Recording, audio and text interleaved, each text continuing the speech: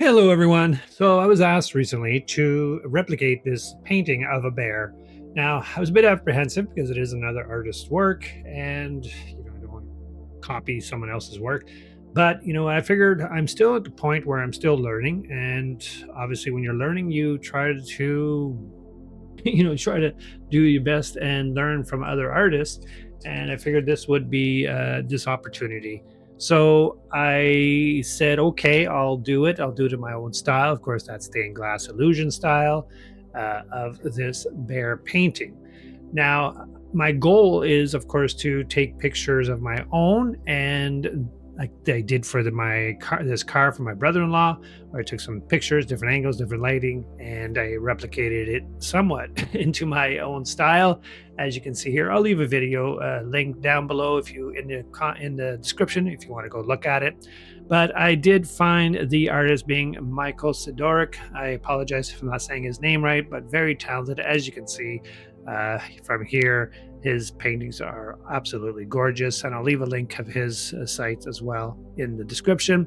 So I went ahead using different variations of different software to make somewhat of a similar type of image, and of course finalized it in Lightburn so that I can cut it in the laser. And then once I have had it cut, as you can see here, I'd use my resin stain, and different wood stains to make the colors come out somewhat the same as I did in my mock-up, and it came out pretty good.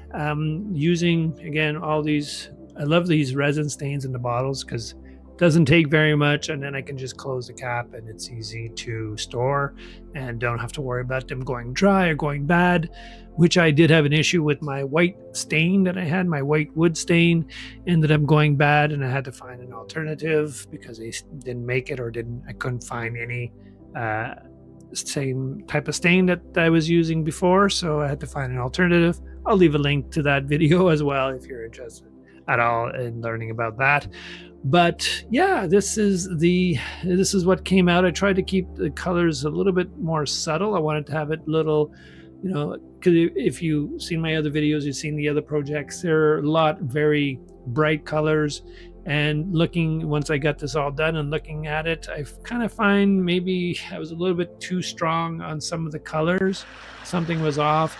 So I figured it was a good time to take a break, take a walk with the dogs, and get a look at the colors in nature, and notice that, yeah, it's kind of a bit more the nature, especially when it's not sunny out, the colors are kind of more dull in a sense. So I figured I'd take that inspiration just to sort of quiet the colors down a little bit more.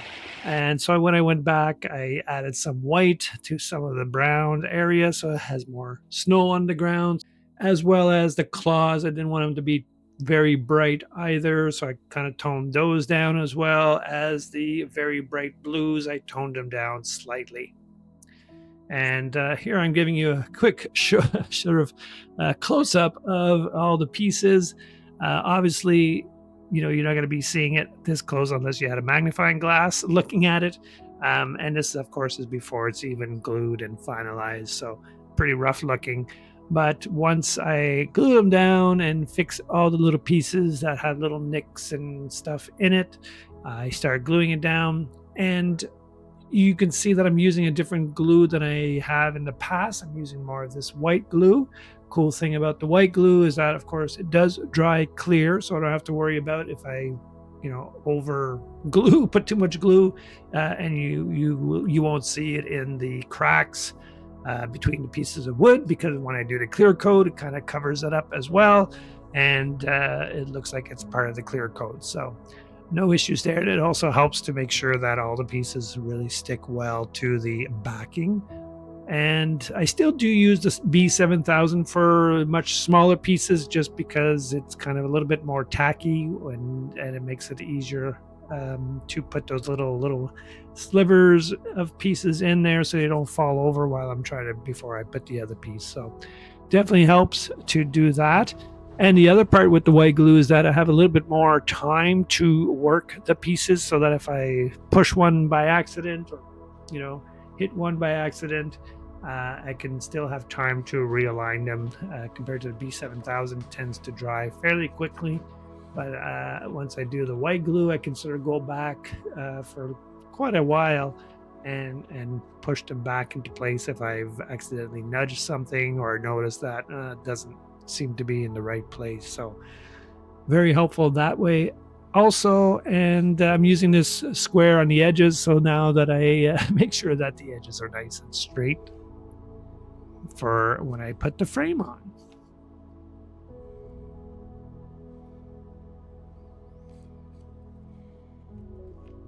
As I mentioned, I could, move them around just to ensure that they're in the right place. Using this white glue gives me some time, and yeah, it's nice to work with. It has been working out quite well. So this brings us to the time to add the clear coat to the final piece. This is always the fun part because I, again, know that I'm getting very close to the finish.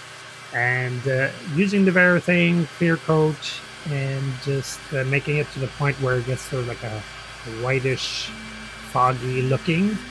Then I know I have enough clear coat over top.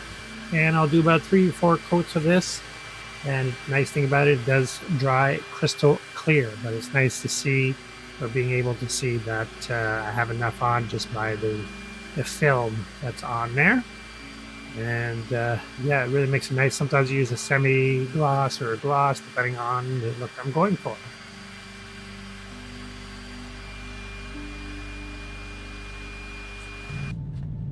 And every time I do a coat, I always end up finding some hairs, or usually it's glue strings from the B7000. Tends to be stringy when you put the glue on the pieces and then pull away from it. It makes this long strand of glue strings, and sometimes that gets on the piece. So make sure I get them all off, and they really show really well when I put the clear coat and it's still wet. So that's a good time to take those hairs out. And now, of course, it's time to make the frame for this piece using poplar wood in this case. And reason why I use poplar wood, well, it just happened to be what I had on hand in the shop yet, and I just cut it using the table saw, nothing fancy, and used my orbital sander and hand sanding to get the look of the wood that I'm trying to go for. And I love this black stain. It really soaks in nice and deep. I like the pre-stain, even though I know I have to cut and I'll probably end up having to sand again. I just find that it helps to have this pre-stain. Also gets into the cracks so that you don't end up any white or light colors after it dries.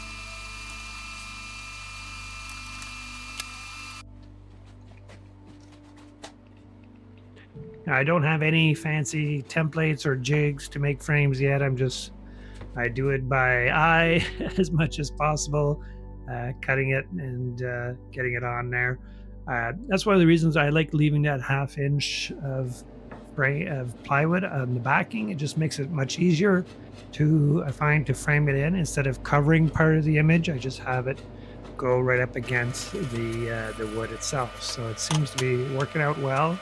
As long as I remember to leave that 1/2 inch at least of backing when I'm doing my backing template to glue the pieces on. So as you can see, I had to put some wood filler in there because my joints weren't perfect, and of course that means I had to sand it, and then I stained it, but I didn't like how it stained differently where I sanded, so I sanded most of the thing over again and restained it. Which brings me, of course, now I popped in the image into the frame, and I'm just using the Dremel tool here to make little grooves. So I can attach the picture frame hardware, I guess you call it, into place, and also put the hooks on for hanging it up. And then the last final piece will be the plaque that I engrave my logo and the name of the piece on there. So just enjoy that, and I hope you enjoyed this video. I hope you found it maybe helpful or give you some inspiration. Again, I'm not in the habit of duplicating or copying other artists, so I did make it my own, but again, it's more of a learning experience that I was going for to see, again, can I make something that's similar to an image that in the future that I will be taking, hopefully. I don't know if I'll get an image of a bear like that, but hopefully I can get other animals that are local to my area and or landscapes and duplicate the look of that. So that's again my ultimate goal. And here, just engraving, cutting out the little plaque that I'll glue at the back. Clean up and gluing that in place. Of course, I called it the Watchful Bear. And I'll glue that in the back. So yeah, again, if you enjoyed this video, please hit the like button. If you'd like to see more videos as I make more projects down the line, I have another one in the works right now, quite a large one, so it'll be interesting. I'm hoping it's going to all work out. So you'll have to watch the next video to see about that. And yeah, so subscribe, hit the like button, and if you have any questions or comments, please leave them down below. I'd love to hear from them. Do try to reply to all of them as well. So I hope to see you here again at Dusty Workbench Art. And if you're interested in woodworking, laser engraving, and so forth, and tools, check out my other channel, Dusty Workbench, and I hope to see you there as well. So all of that to say, thank you for watching. Have a great day. Take care.